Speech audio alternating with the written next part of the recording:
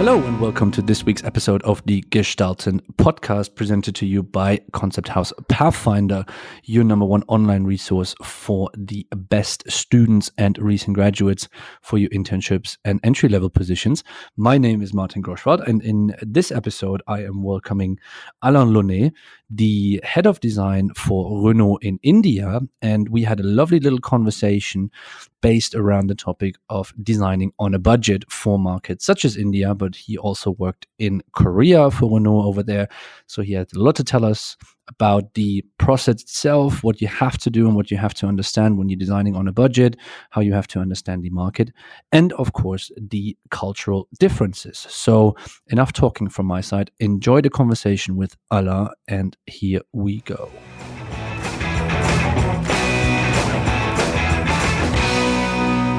Alain, thank you very much for taking the time and for being part of this episode of the Gestalten podcast, and welcome to the show. Thank you for having me, Martin. Very well.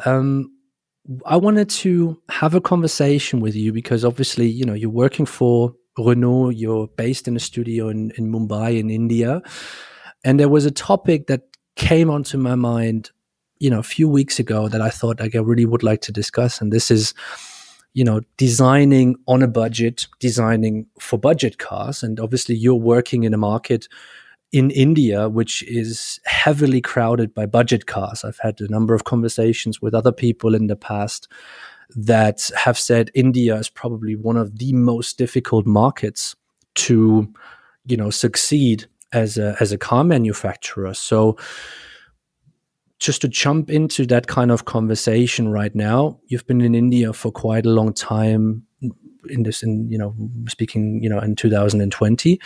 What is your feeling about a market such as India when it comes to budgets on a car? How is the car seen in areas such as India?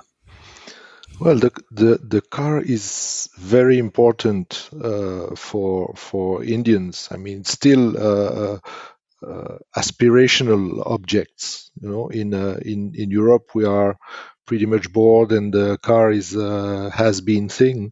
In India, this is still a symbol of freedom, a symbol of progress, a symbol of status, of course. So people really desire to buy a car, first of all, or to buy a new car if they already had one. So it is very important. And when you go to get your new car at a dealership, it is a ceremony. It is a celebration, which is amazing. You bring your priest with you to bless the car and the whole family and so on. I mean, it is really an event. And what does this mean for you? I mean, this is a very interesting kind of concept. It's obviously a cultural concept as well. Does this have any kind of impact on you as a creative, as a designer, on how you design the cars? That this is the standard, and how they almost cherish the car. Well, the thing is that on one hand, we all know that the customers have a limited budget, but they have very high aspiration. So you cannot sell anything less than a car. And I think recently there was the Tata Nano, who was an amazing concept, but who failed commercially because it was less than a car in a way, and that's how people perceived it. People really want everything that's in a car, and every extra equipment is very highly valued by the customer. And so the real difficulty is to give enough to the people within the limited budget. Well, you just mentioned obviously the Tata Nano as well, which had, in good and bad, I'll leave it up to the listener and the people, the cheapest car in the world in that kind of sense. And when we talk about cheap prices, we have to obviously make an understanding that it's cheap to, let's say, European standards, of course. Yeah. But when we look into Europe, we have cars that are considered to be on the lower end, which is like the Dacia, Duster, Logan, those kind of cars. So I don't want to focus that much on the budget itself, but I would rather want to focus on the conversation and just like when you get this briefing from, in your kind of sense, let's say Lawrence van den Acker, and he comes up to you and says like, Alain, we need a car for the Indian market, and this is the kind of price range that we're going to be looking towards, like, what we have to do. In the first kind of instance, what is the biggest challenge for you as a designer when you see this is what we're supposed to do and this is where we have to end on? Well, actually, it's a very rewarding experience. Uh, I will take the other opposite. Is that I worked also on a Renault high range, and when you're on a high range, you really want to challenge a Rolls Royce and to have everything in it, and then as the process goes along, you just cut and cut and cut, and you are basically losing a little bit every day, and you save what you can, because at the end of the day you cannot make more than a Rolls Royce when you are doing a Renault high range. When you work on a budget car, it's actually the opposite.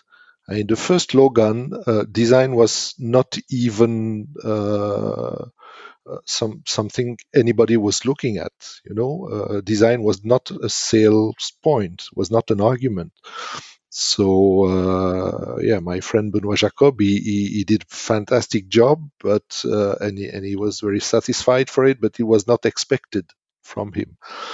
Then little by little, people understood that even that kind of car can be bought because people like it, and Duster was a great example. I mean, uh, but in Duster, we started with the same thing. Nobody was expecting anything from design, and so every little thing, every little improvement you could do to the design was a victory.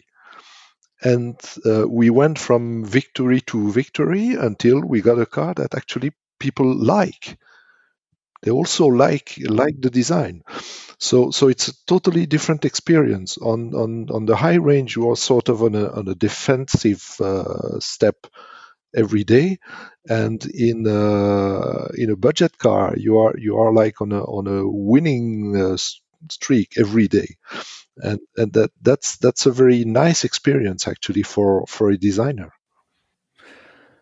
How do you think, as a designer yourself, that starting in this kind of, let's say, feeling that the design is not expected to be mind blowing. It's more a feature rather than a sales point in those regards. Do you think that it takes a special kind of designer to flourish in that as well? Because I could personally imagine that a lot of people, like, they deal maybe better with direction. Some other people are a little bit better with less direction. But on these kind of budget cars, I can very well see that maybe you don't need a traditional stylist. You actually need a designer, because every decision that you make has such a massive impact on your day-to-day activity, pretty much, in the communication that you have with other colleagues in engineering, marketing, sales, and all these things. Well, you need designers who are able to question themselves. And I think as a team, you need a mix of very experienced people and then very fresh people, which is what we have in India, for example. I mean, I have a team of very fresh people, and then we have a couple of very experienced designer, and we have some help from very experienced designer from France, and it is that mix, because you need to be able to think for totally fresh design, and then you need people who are able to see what is actually possible, and not to cut your own wings, but to be extremely practical. Is that a problem? Would you say, if I look into, like, new ideas such as Instagram, social media, do you think that pragmatism that is required to do these kind of cars is missing with a newer generation, because we have this flashy culture, especially in terms of representation of designers at the moment? Well, any new designer, I mean, you are not born a car designer. You don't know everything, and let's say, luckily for people like me, years of experience mean something, and you need that mix of experiences on a job. Uh, the people, yeah, on one hand, you have to be ready, not to be afraid of anything, and that's something that in India is very nice. The young Indian designers, they are eager to discover the car world. They don't have all the culture that we have, so they are not afraid of anything, and that's very nice. but but then you have to take that and sort what is actually feasible, what can fit, and abandon what you will not be able to do. I find this really interesting, especially what you mentioned just now with the young people. Would you let me be a little bit maybe provocative on this one? Do you think if you would bring a European or like a Western or a Chinese designer, a young designer coming straight out of university now, and you would bring these guys or gals to India, do you think they could succeed in understanding this Indian market, this kind of, let's say, being a little bit less reliant on the history of a brand? uh, yeah, I mean, if you take a freshman from Europe and you throw him in India, I think it would be very difficult for him to cope, and it takes a while to understand actually what is the lack of car culture that exists there, and how you can help to bridge that. When I'm in India, half of my job is to explain to the French people why the Indian answer to some question is like that. And the other half of my job is to explain to the Indian designers why the feedback they got from France is like that. We as European, we tend to think that we are very clear and easy and transparent for the rest of the world, and that the rest of the world is a mystery. But actually, we are as much as a mystery for them than they are for us. So it really goes both ways. So when you work on a product, and you obviously, with your experience, you know that there's a certain, call it a cultural gap, a knowledge gap with all of these designers, and you already have the challenge to work on a budget car, which in my opinion is one of the toughest thing you can do when it comes, if not even the toughest, when it comes to transportation design. How do you start about this? How do you find the mix in your design team to work with them on the sense, like, look, I know we have some restrictions, but let's be the most creative we can, and the most understanding, especially now that riding on the success wave of something like the Duster, the expectations on design, even on low budget cars, is becoming more and more increasing. Yeah, the first thing I do is to give them a maximum of freedom, and to push them to take that freedom, because you can imagine that those guys who have when they were born, they were only ambassadors in the street, this old Morris thing, and then they had the first Suzuki coming, and that is their world, and they want something that they have seen in the latest magazine. That's the first thing. So there is a kind of self-restriction that they do, or actually what they would like to have is the latest thing that they've seen in the magazine. So the first thing is that I have to explain them that that's not what I expect from them. What I expect from them is to design the car that will be in the magazine 3 years from now, not today. So I'm pushing them to take more freedom that they would actually do normally, or not to fulfill their immediate dream, but to fulfill the dream that they will have tomorrow. And if you take that a little bit further, is that a problem, or not necessarily say a problem, but is that sometimes a bigger challenge than expected? Because, especially when you're in an environment, and we can talk about China about this one as well, but I would say India is very similar, where products are being put onto a market relatively quickly. Is that a challenge with the people, that they're not falling too far behind, or just looking too much into like what's happening now rather than looking up front? Yeah, it's a problem. It's always a challenge that we have to face. So we have to find ways to unlock that, and then of course you get things that are so far out that you have to bring them back, because as you said, we have to design for a budget and at a budget. So design to cost is obviously a big part of the job as well. But also, what is interesting with those projects, and since the Logan, is that everybody is trying to do the same thing. I used to say that when you are in this team of global access cars, you are part of a cult. That means that everybody is sharing the same vision, and whether it's from logistic to purchase to engineering to design, we are all trying to do the same thing.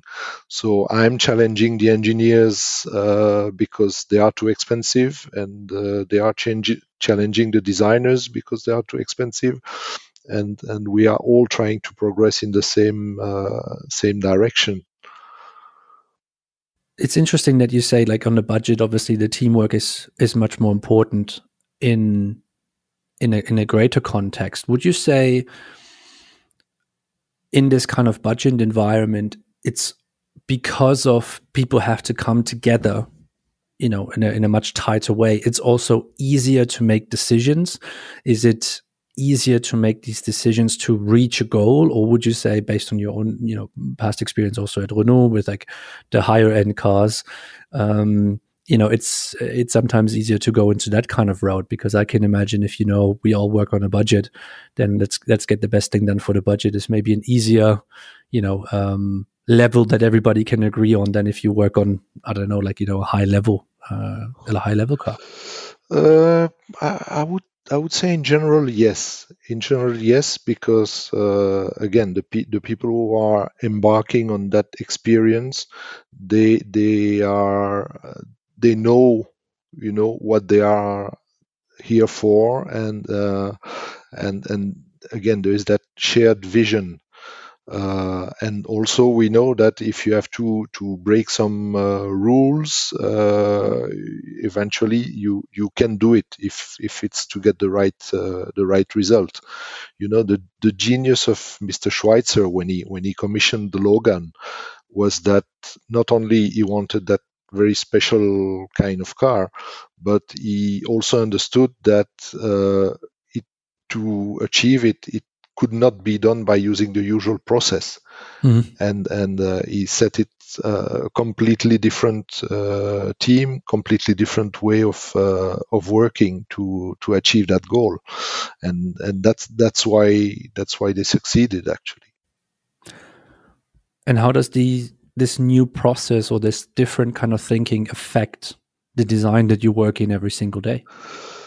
Uh, well, it does, because we are trying to find solutions in the broader sense. I mean, we are not only doing styling, but we are also challenging the engineering, and it goes both ways. We accept some challenge, and then we set up some challenges for the others.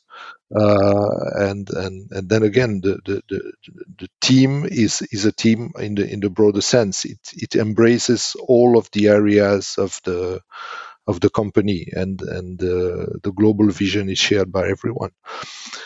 And also that's how we can do really innovative product. I mean, we came up with the quid in India, which was actually for real initiated in India.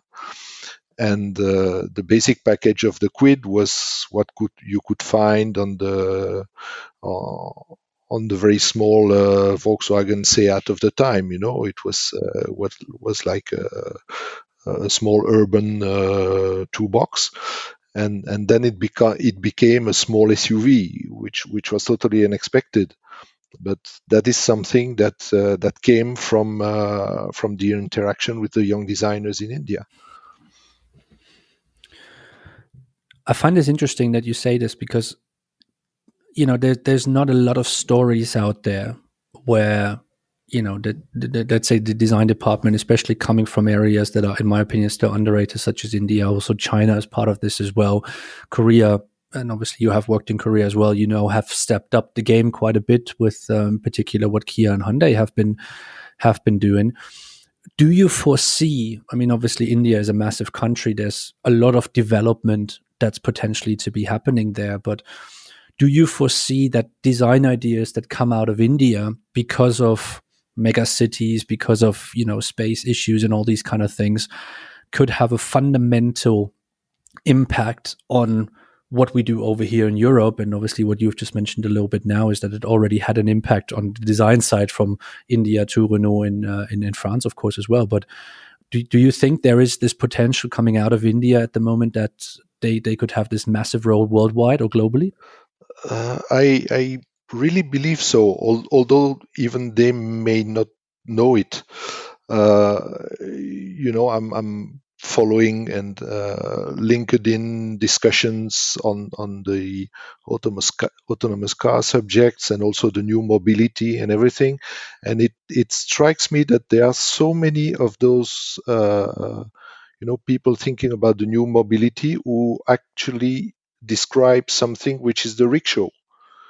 A small vehicle which is made to compact, agile, which can load almost anything, and move in the city center at a slow speed. And really what they are describing is the rickshaw. Safety features apart, of course. And when you see the congestion in the Indian big cities and city centers, there are certainly experiences that can be done there, and that can be translated anywhere else. And obviously with this background in autonomous driving as well, like with the knowledge and software development that they have, it seems that they also have just the capabilities to implement it. So not just to think about it, but to implement it.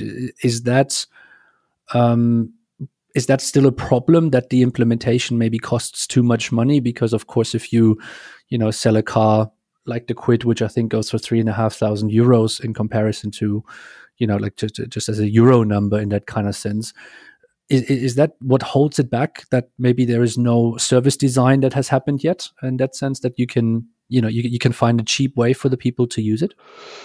Yeah, I mean, if you think about anything autonomous, I may say that I've been using an autonomous car for the last 3 years because I had an Indian driver, and especially since they are right-hand drive, it really feels like the car is going by itself. And when you sit in the passenger seat at the front of a car in India, is just as if you were on an autonomous car in Germany. And any autonomous systems that you can create today can never beat the Indian driver in terms of budget. and probably in terms of creative driving also, because that's they are absolutely amazing. And there has been a couple of Indian Formula One driver recently, and I think there will be more, because those guys are absolutely amazing.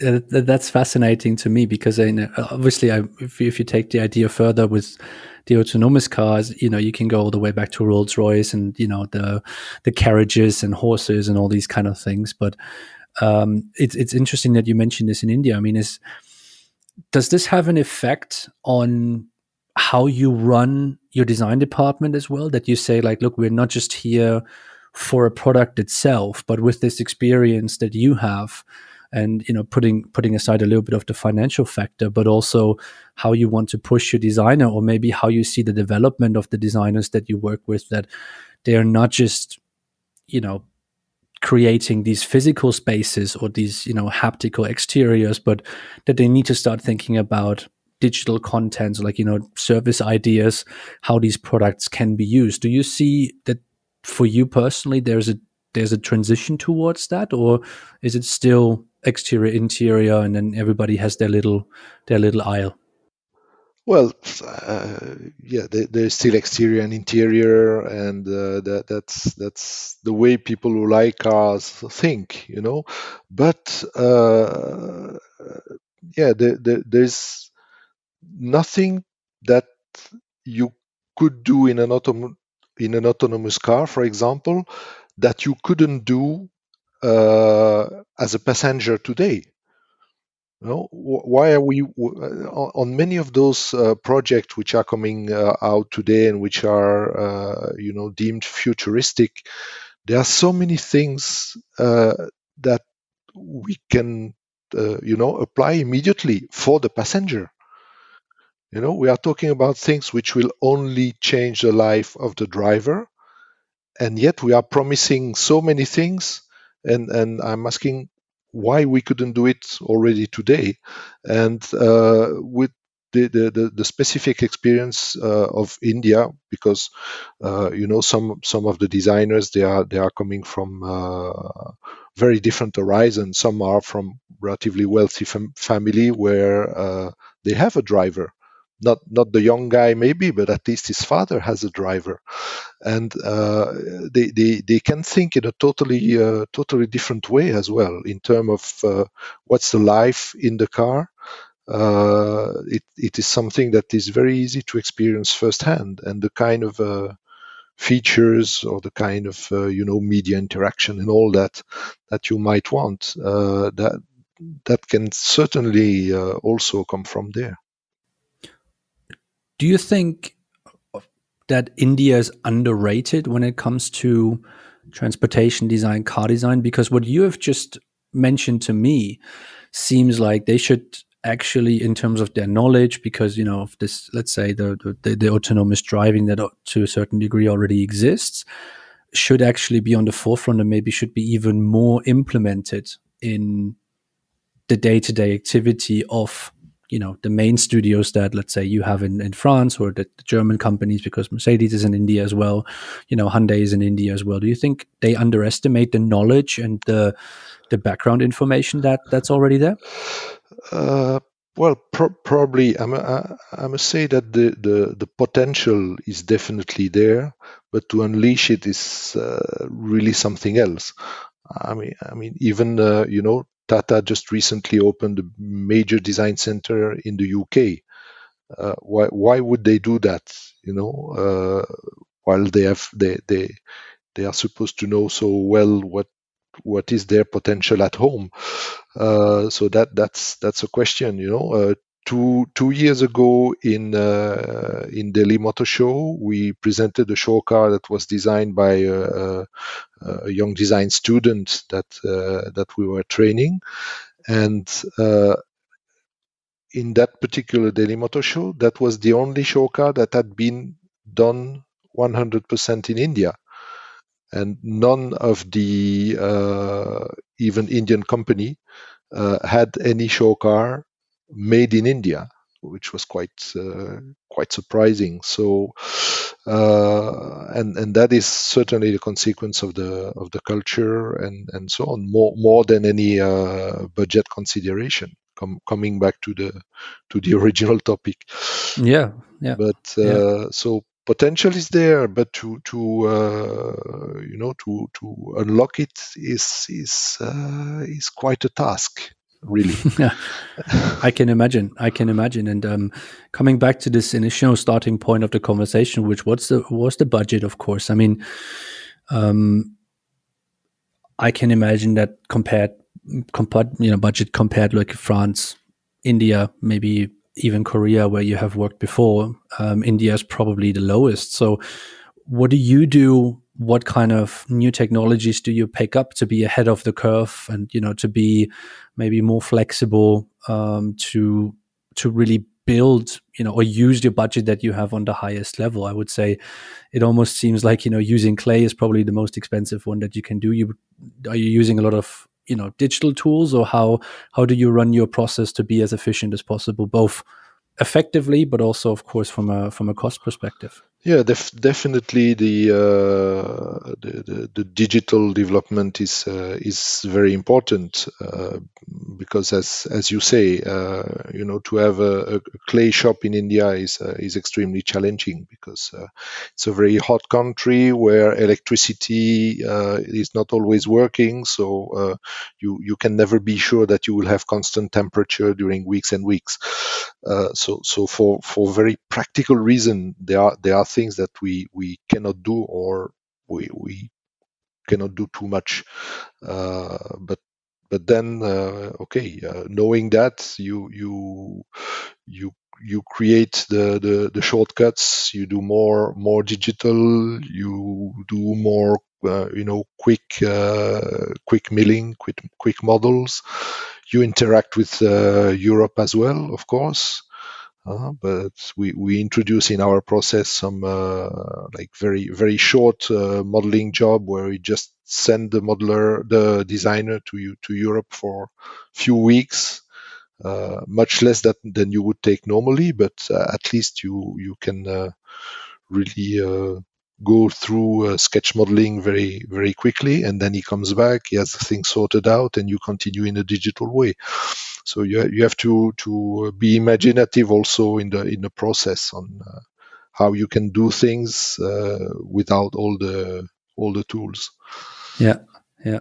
Well, I can imagine if you have your, let's say, Indian based designer, so somebody that grows up with you, grows the professional life with you, they are very much used to digital tools. They can probably do most of their modeling themselves. We still have professional modelers, but there's a much more native feeling to working digitally. Now, when you have guys on exchange or guys coming from France that maybe work less on the digital tools but more on the clay, how do they fit into the system? Does it sometimes cause, I don't want to say problems, but a little bit of a transition time for them to understand that, hey, we might have to, you know, figure this out digitally? And is this sometimes a problem that the mindset is with oftentimes European designers, because they are used to higher budgets, that they are not 100% comfortable in working only digitally? No, I must say, first of all, when we bring European designers over, we bring people with a lot of experience, because that's the whole point of bringing them. And it works well, actually. We are always very happy, and they are always very happy, actually. And the interaction between the experienced European designer and the fresh Indian designers is always working very smoothly, I must say. I saw, I think, what was it, 2 years ago, or like, I don't even remember, 2 or 3 years ago, you had this challenge in India where you opened it up to the students, and you brought them in. You kind of pushed them further, and they could win the prize of their own model and an internship with these kind of things. Um, is that a method of the future for you to build on talented local guys rather than maybe do too much exchange, and really develop the guys for yourself, because you need to have this understanding of India, and how the country works to really represent the cars in the best possible way, and in the end create the cars in the best possible way. Yes, in a way, it is something that we had to do because after several years of experience, we realized that it was very difficult to select people based on portfolios over there. Because a great portfolio does not mean that you have a guy who can really work as a designer. You can meet some people who are probably great artists but not great designers. Also because of the way the teaching of design is done, which is very much based on the Bauhaus still, but maybe not totally suitable for car design. It's probably better for industrial design than for car design. Um, and and and then because of this lack of, I would say, car culture, uh, you have to teach a lot more to the younger guys than you would have to do in Europe.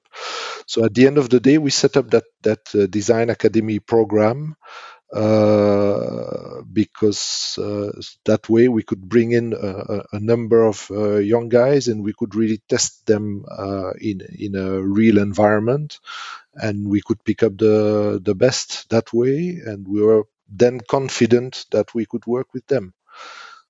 Because otherwise, you take one guy for 6 months, and then you realize that he's not working for you, so you have to test another one, and you end up wasting a lot of time and resources.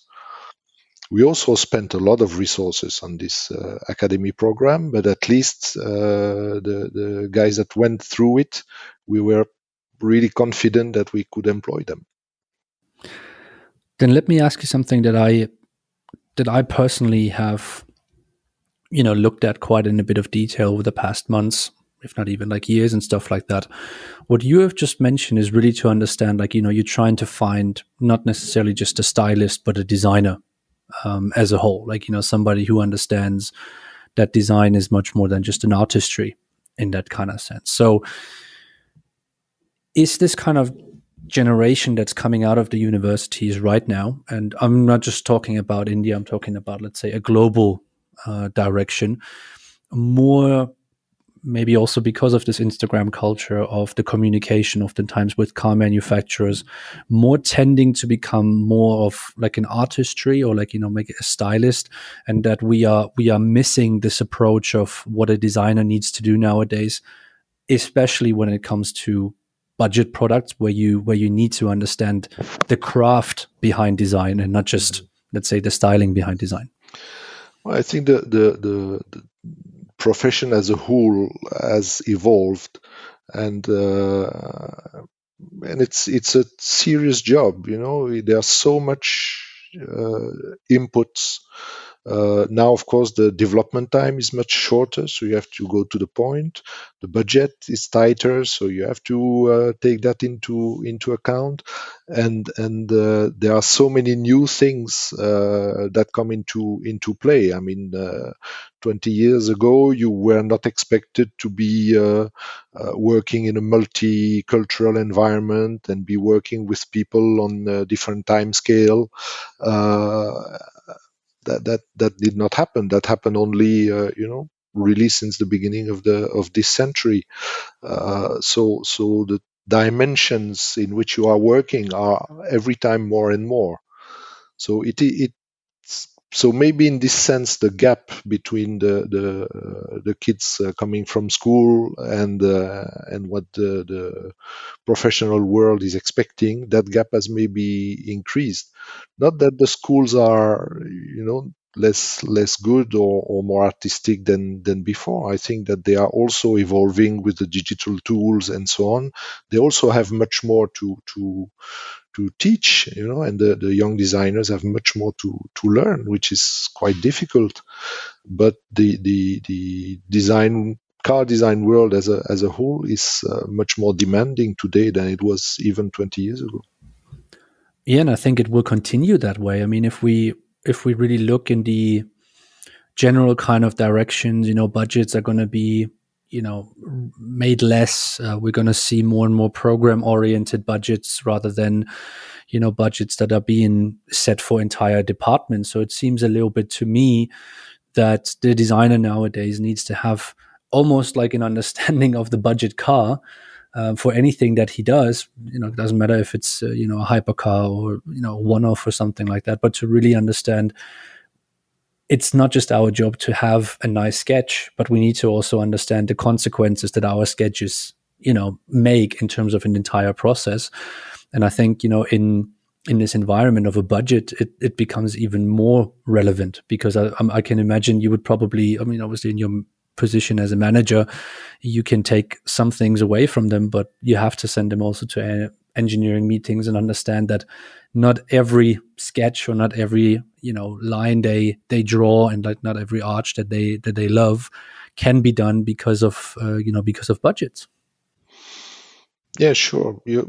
Unfortunately, there is less time to experiment, and that's, I think, an issue for everybody. You have to go to the point much faster, and you have to be a problem solver much more than before, and that is something that is quite difficult. And I think the key for the future is how we will be able to keep doing advanced design, but be able to make the link between this advanced design and the regular project, the production projects. That has always been a question. All the companies have been able to do fantastic show cars, and then the production car were always a deception. I think to be able to do that bridge between the concept and the production is more important than ever before. Yeah. How do you see this developing? I mean, if I'm not mistaken, obviously at Renault in France, there's the creative department, there's the industrialization department. Do you think these have to come together to make this understanding together, or would you say it's actually okay to have these two departments, or where do you see the future, and where do the designers have to develop to make this transition? Yeah, well, you cannot totally merge that, because if you merge it, we know what will happen. Everybody will fall below the production budget, and the experiment will die. So experiment is very, very important, and we have to keep it. So it has to have his own life and his own line of budget in a way, otherwise it will just be crunched like everything else.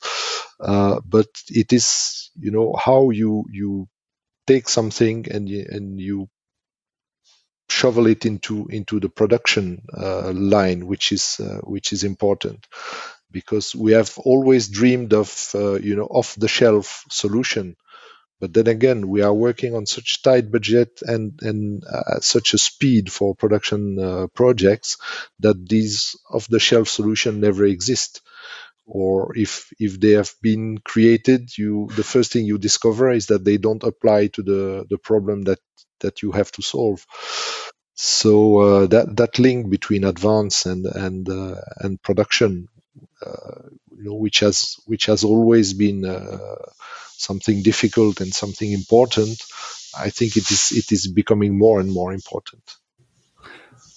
Yeah, and I think it's maybe also, and I don't know if you agree on this one, but it could also be that we see less concept cars in the future. They stay internally, they stay in a development process, and we're ending up a little bit more like, let's say, a Chinese environment where you see the production car coming out 3 to 6 months before it's officially being released and coming off the production line. I mean, this is something that I can very well imagine, that these creative processes that are being brought out to the public with show cars and concept cars might just be in a majority stay internally anyways, and you push your marketing and your PR more towards the production cars in that sense. Like you leave the creative side out a little bit, so you don't put yourself into too much of a pressure situation, and then you just continue to show the production cars, and only from every year once or every other year, you go to Geneva, or you go to any motor show if they exist by then still, and show a certain kind of direction, but not as often as you do maybe nowadays. Yeah, well, that's you touched a different question. Is with the end of the motor show, is the show car also going to end?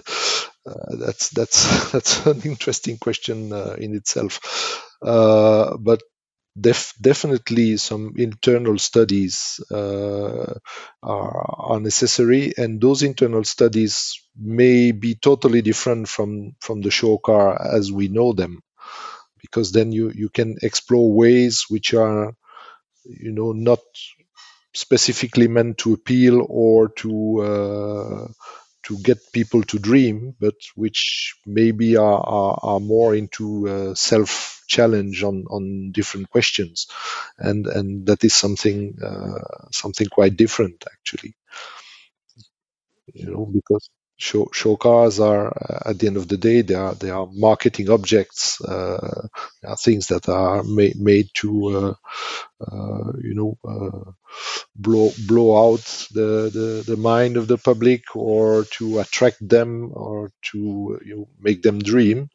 If you do a show car internally, then you can ask all sorts of different questions. A show car could be the cheapest possible car you can build. That would also be possible. What happened if you cut everything?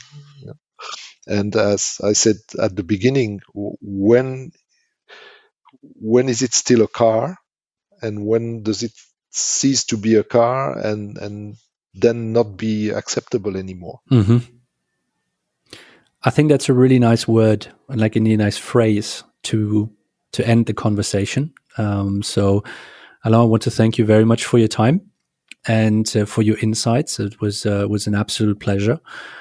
But before I let you go, every guest that we have on the podcast gets 3 questions from me. Those are more personal questions, something to give our listeners a little bit of an idea who you are, who inspires you. 2 of those are not necessarily aimed at just transportation or car design, and one of them is very much car design. So I'll start with one that is not only for the car design. Which project that you have not been a part of would you absolutely loved to be part of? Wow. Okay, I didn't expect that one. Well, I think the Apollo 11. Mm-hmm. The rocket that, and the project that went to the moon. I mean, that's at the time it was the absolute top. It was totally out of this world, and I think that's probably one of the most exciting project that has ever existed. Lovely. Number 2, which designer had the biggest influence on you as a person and as a creative? And this doesn't need to be somebody you have worked with, just in general. Just in general, well, then I have to go back to my teachers. I think I had the great opportunity to have one trimester at the Art Center Europe with Tony Lapine, Mm-hmm. and that was really a fantastic experience to have this guy who had done so much, and had such a vision, and was also a great philosopher of design, and a real car guy as well. So that's one of the people that I remember fondly. Lovely. And last but certainly not least, if I give you a blank check, which car would you buy? uh, well, I must say, well, there's one in my garage, but the other one would be the Alfa Carabo. That's my absolute dream car. I think that was one of the peak of car design.